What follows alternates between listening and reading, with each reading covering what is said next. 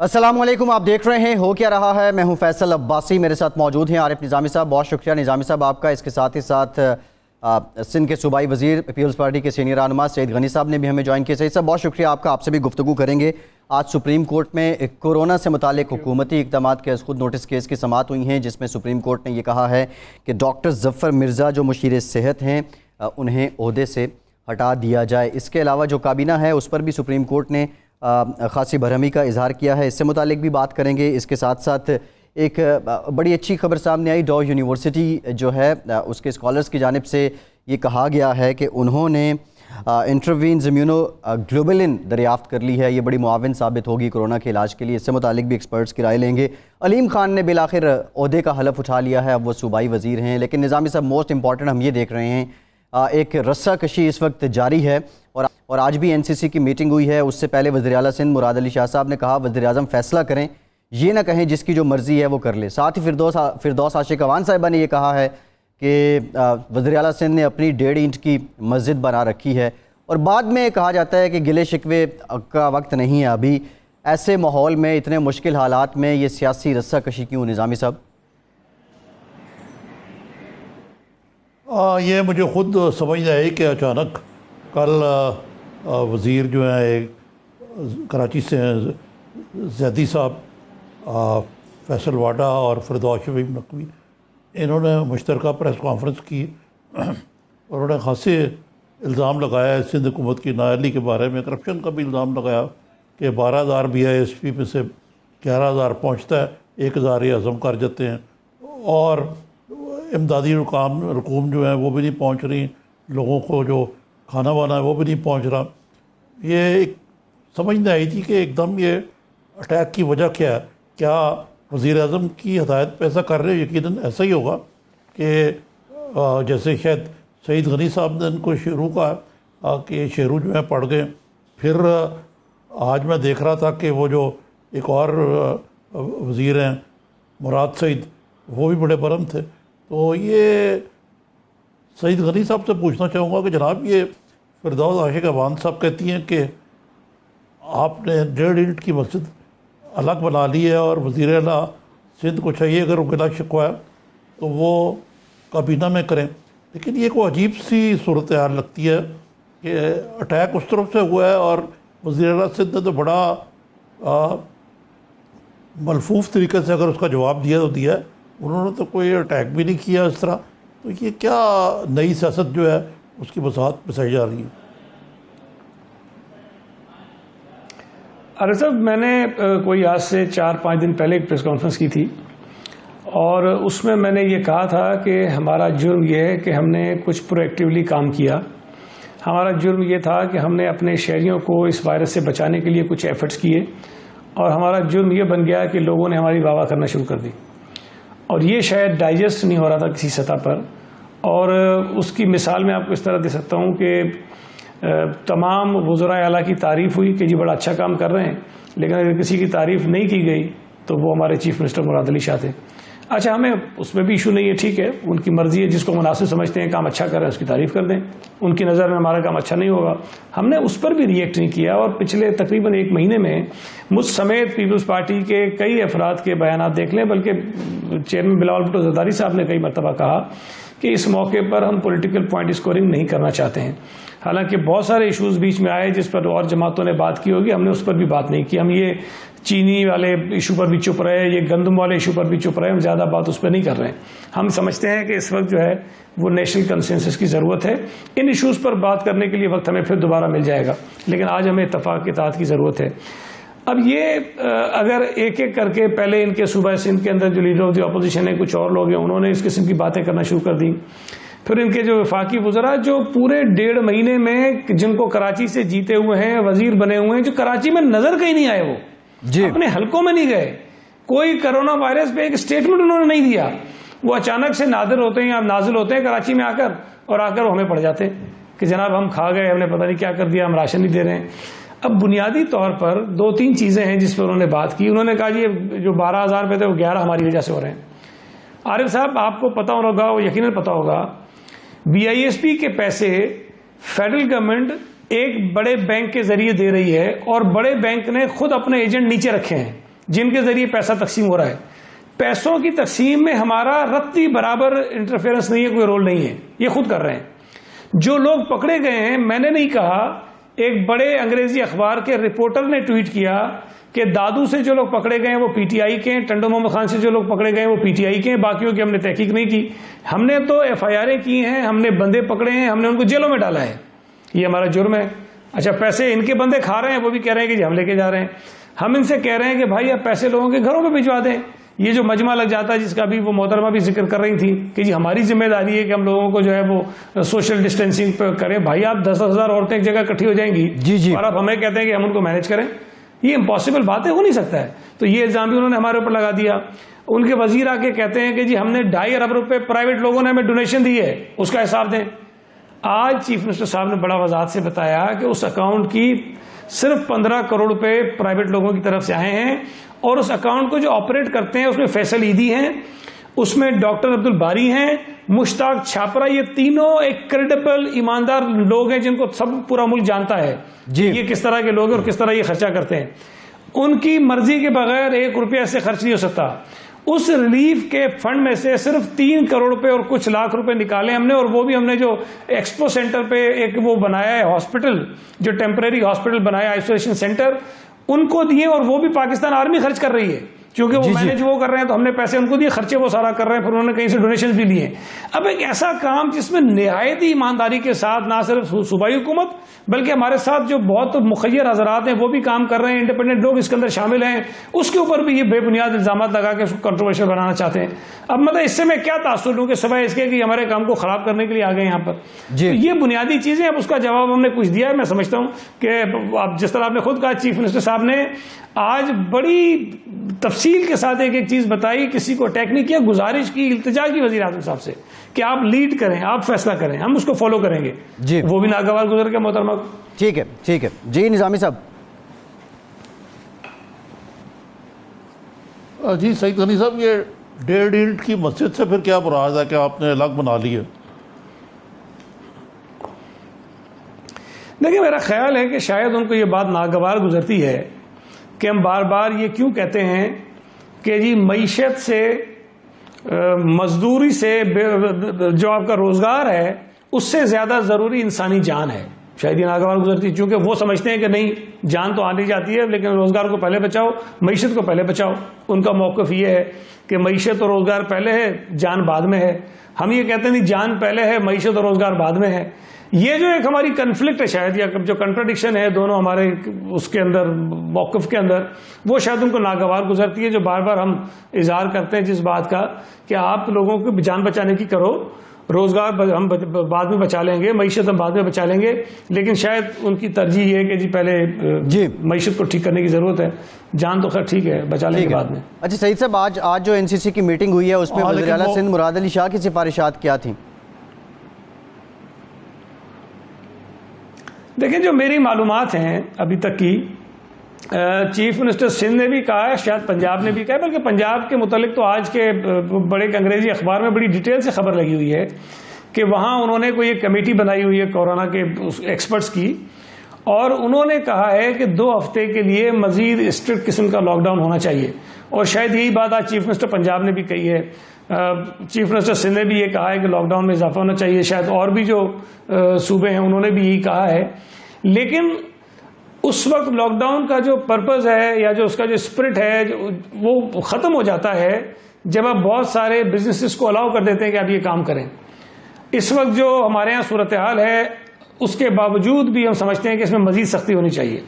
लेकिन अगर आप इसमें नरमी करके उसको भी लॉकडाउन का नाम देंगे, वो लॉकडाउन नहीं होगा, फिर वो कोई और चीज़ होगी, नाम उसका आप कोई भी दे दें। लेकिन अगर आप कुछ कारोबार को इजाज़त देते हैं, कुछ करते हैं, तो फिर वो बहरहाल होगा। लेकिन हमारी ख्वाहिश ये थी, जिसका चीफ मिनिस्टर साहब ने आज कहा है कि प्राइम मिनिस्टर साहब डिसीजन लें, वो कहें, हम उनके पीछे चलेंगे, हम उसको फॉलो करेंगे, जो भी फैसला करेंगे उसको।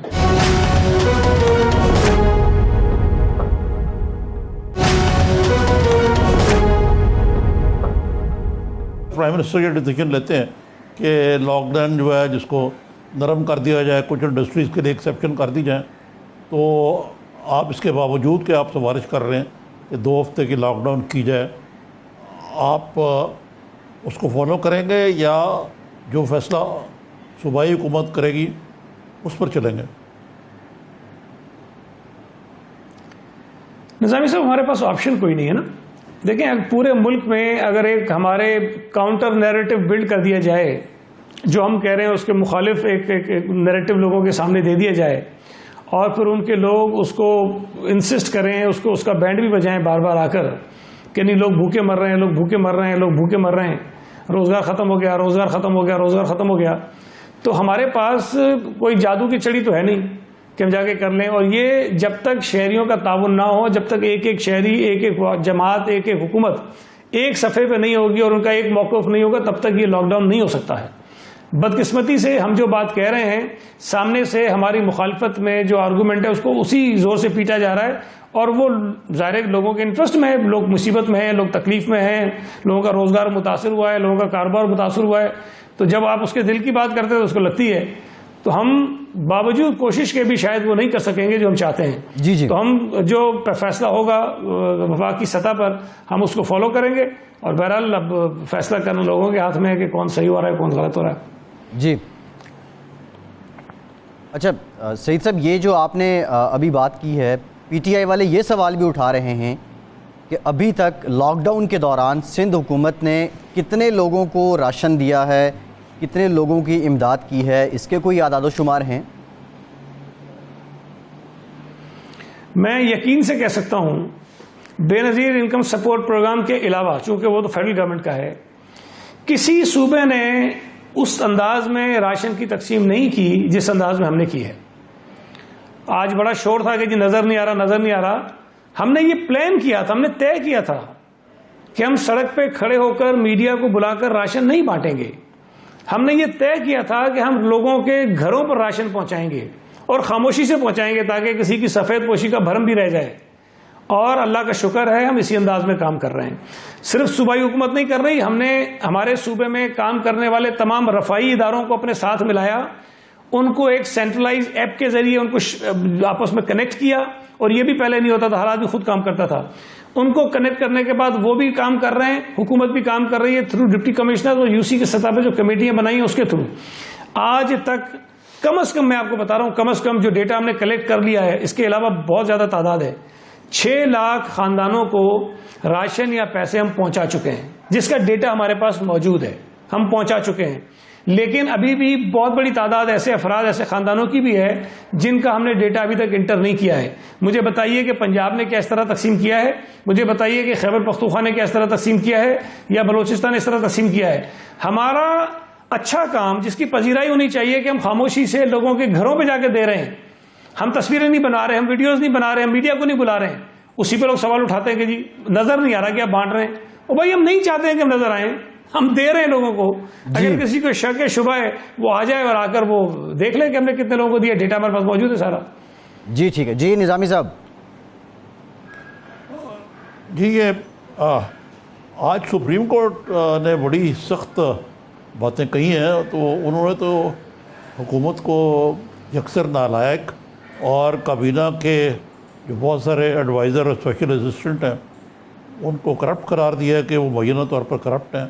बल्कि उन्होंने कहा ये फ़ौज, ज़फ़र मौज की हुई है 49 लोगों की, ये करती कराती कुछ नहीं है। और उन्होंने कहा वज़ीर आज़म भी आइसोलेटेड हैं, बेबस हैं। लेकिन इसके साथ साथ उन्होंने कहा कि ज़फ़र मिर्ज़ा जो हैं, वो जो इस वक्त स्पेशल असिस्टेंट हैं सेहत के लिए, जो सारी चीज़ को स्पीरहेड कर रहे हैं, वो उनकी लियाकत पर उनको शुबा है, और वो उनके बाद सवालों का भी जवाब नहीं दे सके, और सुप्रीम कोर्ट ने कहा कि उनको फारिग कर दिया जाए। लेकिन आज शाम को तो वो असद उमर के साथ बैठे ब्रीफिंग दे रहे थे मीडिया को।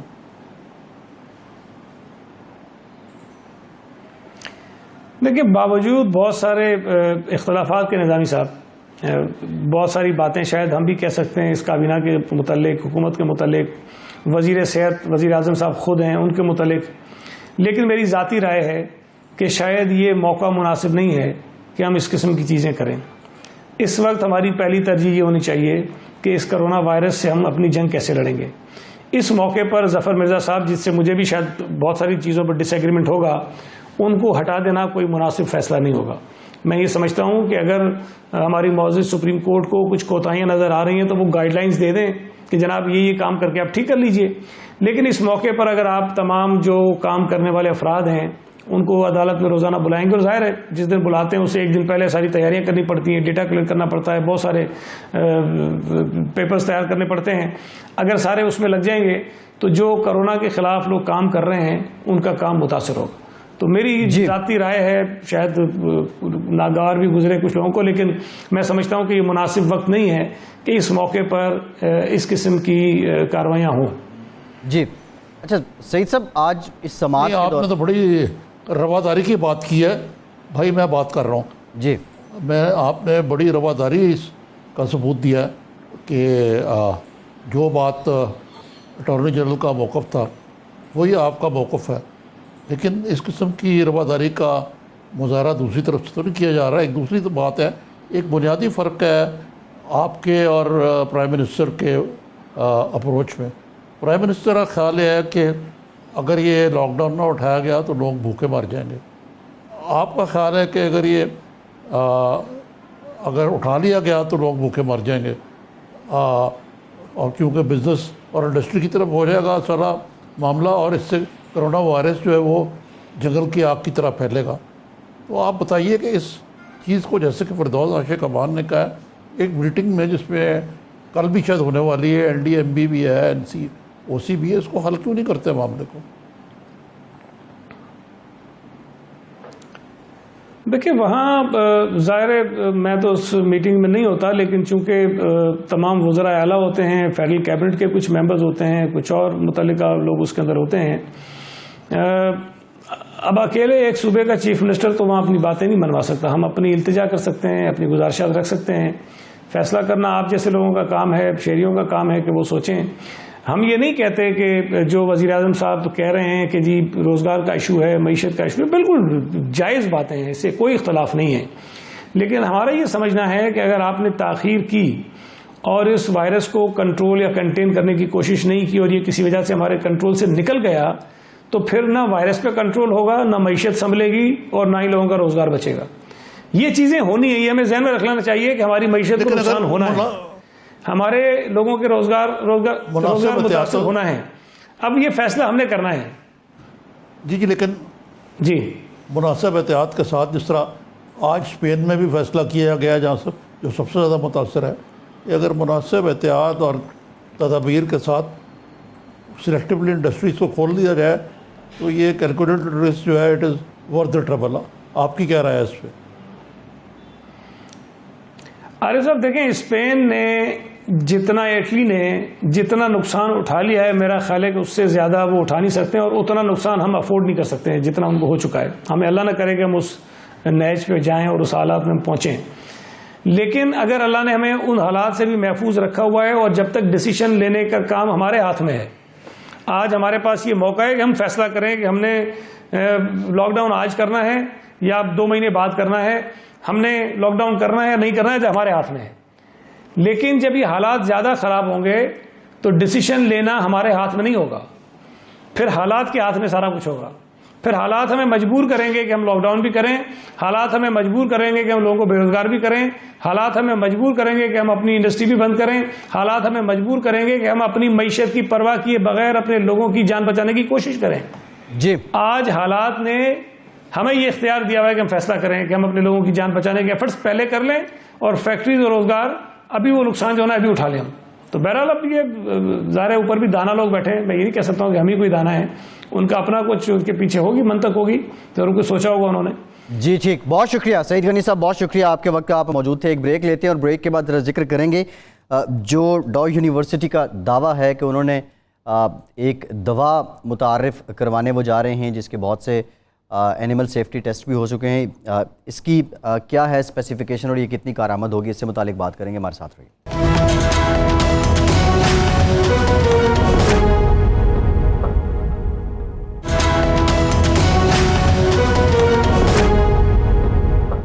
ब्रेक के बाद एक बार फिर से आपको खुशामदीद कहेंगे। ब्रेक में हमें ज्वाइन किया है डॉक्टर जावेद अकरम साहब ने, वाइस चांसलर हैं यूनिवर्सिटी ऑफ हेल्थ साइंसेज के। बहुत शुक्रिया डॉक्टर साहब आपके वक्त का। निज़ामी साहब, एक तो ऑक्सफोर्ड की स्टडी, उनका भी एक दावा सामने आया है, फिर उसके साथ साथ डॉव यूनिवर्सिटी के जो माहिरीन हैं उन्होंने ये कहा है कि हमने इंट्रावीन्स इम्यूनोग्लोबुलिन तैयार कर ली है और ये बड़ी मुआविन साबित होगी। अभी तक आपको निज़ामी साहब क्या लग रहा है, जितनी भी ये तिब्बी पेशरफ्त हुई है इस पे ज़ाहिर है इतनी जल्दी हम रिलाई तो कर नहीं सकते, लेकिन ऐसे माहौल में ये खुशी की खबर है, कुछ लोगों की दादरसी हो जाती है मोरली। ये खुशी जो है ये सतही भी हो सकती है, क्योंकि जो मैं इंटरनेशनल स्टडीज़ थोड़ा बहुत मीडिया पर देख रहा हूँ उसके मुताबिक कम से कम ये अक्टूबर बल्कि 1.5 साल तक इसका कोई, यानी जब से वायरस आया वो मुश्किल होगा इसकी वैक्सीन तैयार करना। अगर ये हमने हाल निकाल लिया है तो वो और बात है, लेकिन मेरा डॉक्टर साहब से यही सवाल है कि डॉक्टर साहब 2 चीज़ें, एक ये क्लोरोक्वीन या जो क्या कहते हैं सुकुनीन की जो मलेरिया की दवाई है, इसके बारे में सदर ट्रंप कहते हैं कि जी ये बड़ी मौसर है। हमारे यहाँ भी कुछ लोग कह रहे हैं कि जी ये बड़ा ज़बरदस्त नुस्खा, बल्कि इसकी शायद एक्सपोर्ट भी हमने बंद कर दी है। दूसरे ये जो प्लाज्मा की एनिमल टेस्टिंग हुई है वो कहते हैं कि बड़ी कामयाब है, वो बड़ी कामयाब रही है और अब ह्यूमंस पर टेस्ट करेंगे। तो या तो हमारे जो साइंसदान हैं माशाल्लाह वो बहुत काबिल हैं, या बाकी दुनिया वाले जो हैं उनको चीज़ों का इतना दराक नहीं जितना हमें।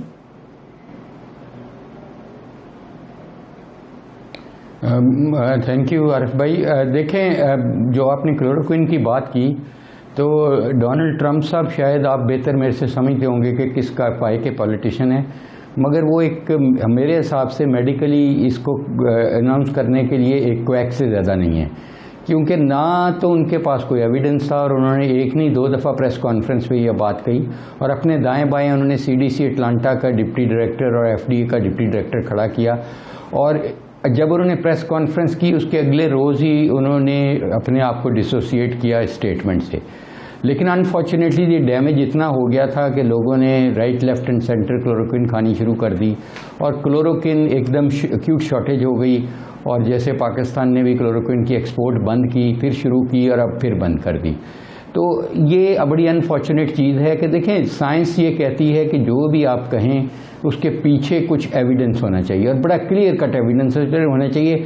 It should not be an opinion, it should not be a meta analysis, it should not be an editorial. उसके सॉलिड स्टडी होनी चाहिए और बड़ी स्टैटिस्टिकली सिग्निफिकेंट उसका रिपोर्ट होनी चाहिए, रिजल्ट्स होने चाहिए। तो हमने तकरीबन उसी दिन से ही ये एक शुरू किया था और मैं ज़रूरी ये भी समझता हूँ कि ज़रूरी नहीं कि अगर हाइड्रोक्सी क्लोरोक्विन की कोई फ्रांस में एक स्टडी रिलीज़ भी हुई है कि वो हम पे भी अप्लाई करती हो। हम बड़ी एक डिफरेंट बायोलॉजिकली, हम स्लो एसिटाइलेटर्स हैं, इंडो एशियंस हैं, हमें चाइनीज़ की स्टडी भी इतनी अप्लाई नहीं करती बिकॉज दे आर ओरिएंटल।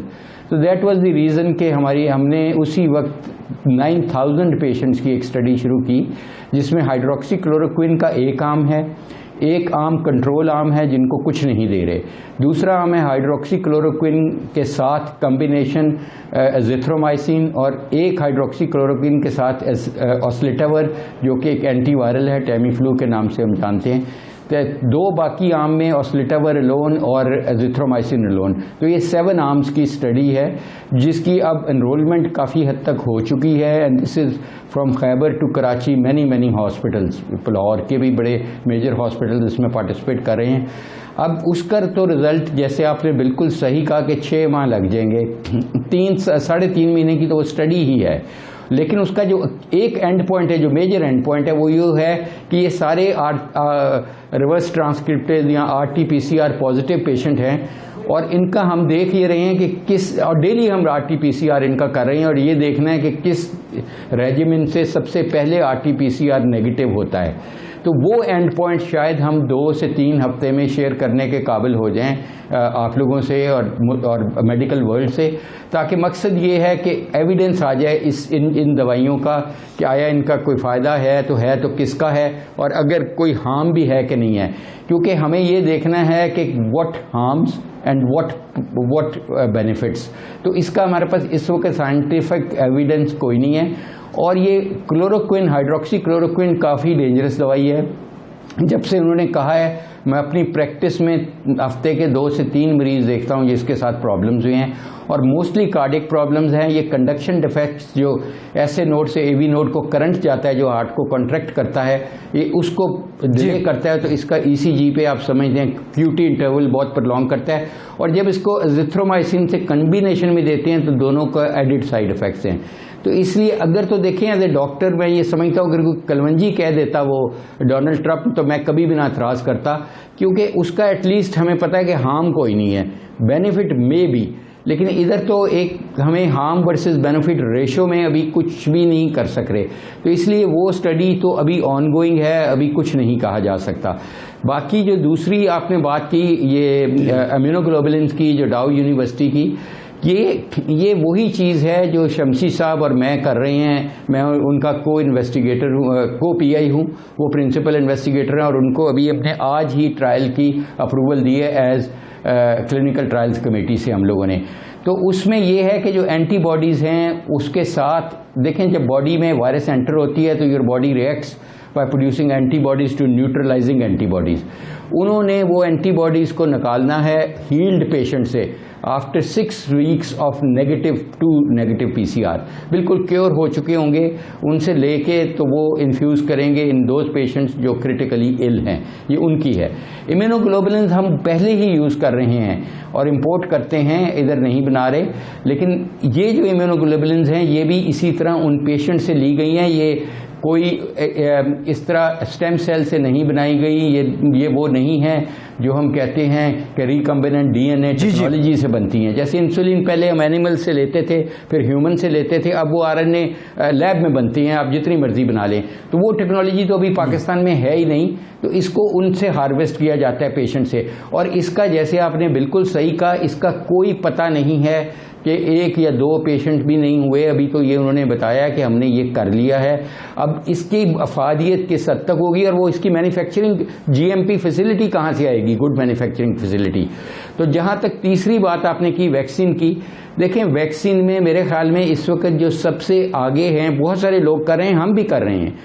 हमारी इसलिए हमारा करने का मकसद ये है कि ये जो वायरस है ये काफ़ी हद तक फिर फरा के आई है हमारे पास, तो इसकी थोड़ी सी म्यूटेशंस हुई हैं, not a lot, very little, लेकिन 13 म्यूटेशंस हैं इसकी डिफरेंट जगह पे। अब 13 म्यूटेशन जब आप 33 पॉसिबल म्यूटेशन में थे 13 कहते हैं, तो that only constitutes less than 3% और 2%। तो शायद वो इतनी ना हो कि जो भी वैक्सीन डेवलप होगी वो इतनी पॉलीवेलेंट होगी कि सारे स्ट्रेन्स को कवर करे। डॉक्टर साहब, बट हम चांस नहीं लेना चाहते, हमने अपना काम शुरू किया, लेकिन अभी हम बहुत प्रिलिमिनरी स्टेज पे थे। तो ऑक्सफोर्ड में सारा बाल्डविन ने अनाउंस कर दिया कि उस काफ़ी हद तक, और ऑक्सफोर्ड वालों से क्योंकि हमारी ऑलरेडी कोलैबोरेशन है यूनिवर्सिटी ऑफ हेल्थ साइंसेज की, I was in Oxford couple of months ago, तो हमारी एक साइन ऑफ हुआ है।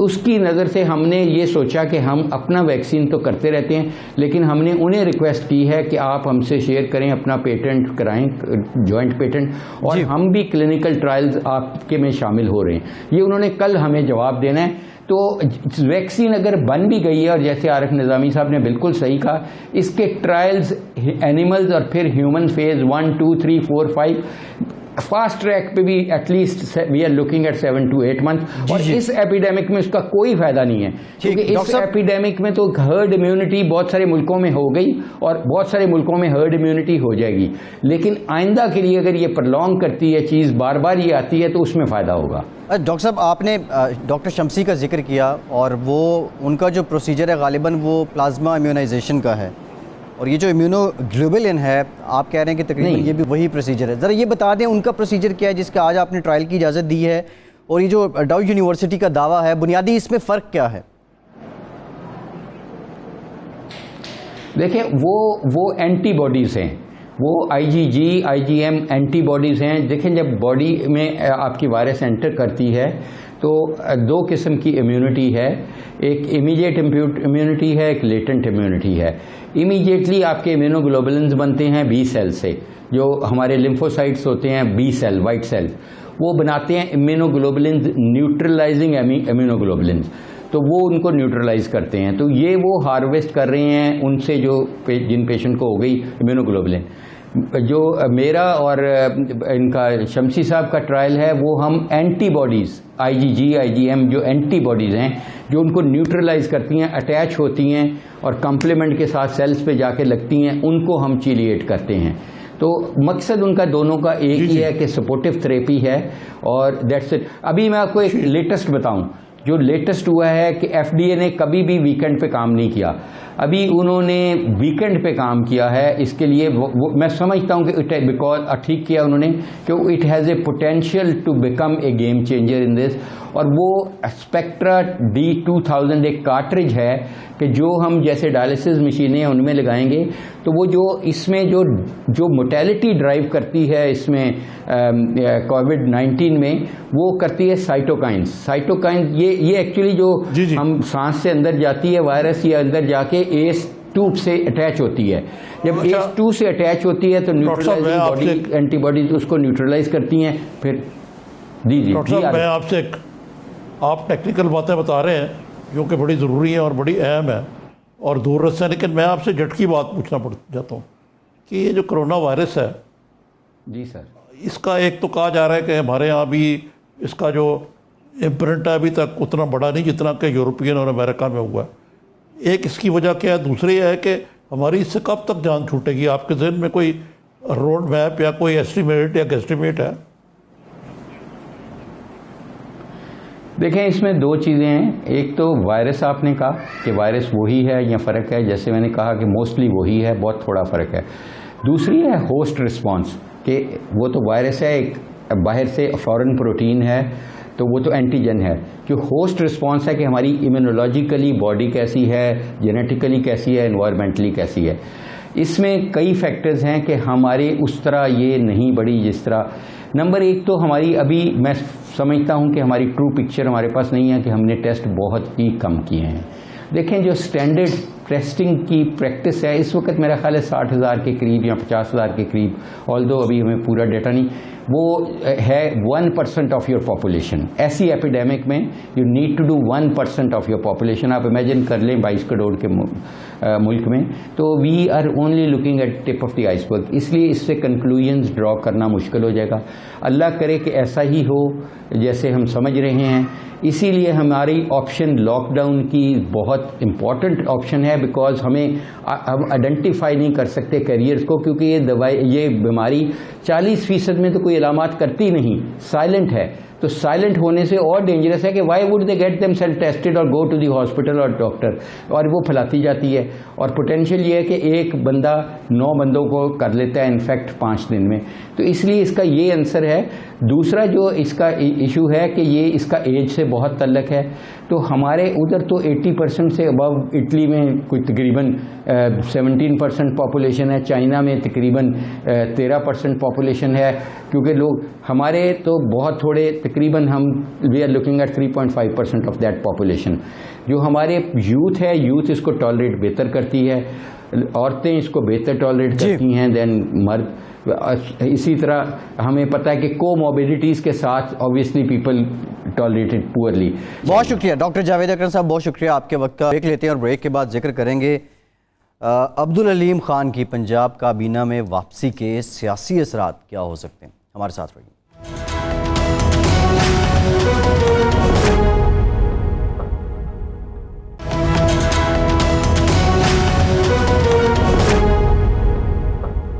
ब्रेक के बाद एक बार फिर से आपको खुशामदीद कहेंगे। निज़ामी साहब, आज जो सुप्रीम कोर्ट में समाअत हुई हैं उस पर वफाकी हुकूमत की कारकर्दगी पे भी इज़हार बरहमी किया गया। सिंध हुकूमत को लेकर भी सुप्रीम कोर्ट ने कहा कि सिंध हुकूमत की कारकर्दगी भी अफसोसनाक है। इन सारे मामलात में निज़ामी साहब जो आज ऑब्जर्वेशंस और रिमार्क्स हैं सुप्रीम कोर्ट के, वो आपने भी देखे होंगे, लेकिन अटॉर्नी जनरल ने ये बात कही कि 18वीं तरमीम के बाद सूबे खुद मुख्तार हैं। अब उस दिन आपने प्राइम मिनिस्टर साहब से भी मिक्स सिग्नल्स की बात की थी लॉकडाउन पे। ये 18वीं तरमीम को लेकर क्या इंप्रेशन क्या है बुनियादी तौर पे इन सारे मामलात में उसको लाना? नहीं, सबसे पहले तो मैं ये बात करूँगा कि चीफ जस्टिस ने बड़ी बरमी का आज़ार किया। उन्होंने कहा कि बशीर जो हैं उनको वफाक का वाकई वज़रा का दिया है, मुबैना तौर पर बहुत करप्ट लोग जो हैं। फिर उन्होंने ये कहा कि ये 49 अरकान की काबीना है, और इन्होंने मुशीर और मुआवरीन ने पूरी काबीना पर कब्ज़ा कर रखा है। तीसरे उन्होंने ये इस अंदिए का आज़ार किया कि पार्लियामेंट की सुप्रीमेसी है वो भी कॉम्प्रोमाइज़ हो रही है, यकीनन हो रही है। एक मुज़क्का खेज़ बात है कि एक ऐसे शख्स को मशीर लगाया गया है बराए स्पेशल असिस्टेंट को, पार्लियामेंट्री अफोर्स का, जो पार्लियामेंट का मेंबर ही नहीं है। तो ये खान साहब इसको सदारती निज़ाम की तरह चला रहे हैं। अगरचे उन्होंने ये कहा है, बड़ा सही कहा है कि वो ज़ाती तौर पर ईमानदार है, लेकिन जो ये कहना कि जी उनके इर्द गिर्द जो लोग हैं उनकी अच्छी रेपुटेशन नहीं है, ये किसी हद तक दुरुस्त है। और बहुत सारे लोग तो इनमें ज़्यादातर लोग हैं उनको, वो तो कोई सीरियस लोग नहीं लगते मुझे, जो काबीना के अंदर इनके सो कॉल्ड इनके हवारी हैं, जो सबसे ज़्यादा करीब भी हैं उनमें से बाज़ जी, उनमें इमेच्योरिटी बड़ी है। अब देखें मसलन ये बात बिल्कुल सही है कि जब से कोरोना वायरस हुआ है एकदम बासी कड़ी में उबाल आया है, ये सारे वज़ीर वहाँ पहुँच गए। तो ये इस किस्म की चीज़ें हैं। जहाँ तक आपने दूसरा सवाल किया था वो क्या था? मैं बुनियादी तौर पे ये आपसे जानना चाह रहा था तरमीम का। जी, ये जो कोऑर्डिनेशन का फुकदान है के हवाले से, जी, हाँ, कोऑर्डिनेशन का फुकदान है।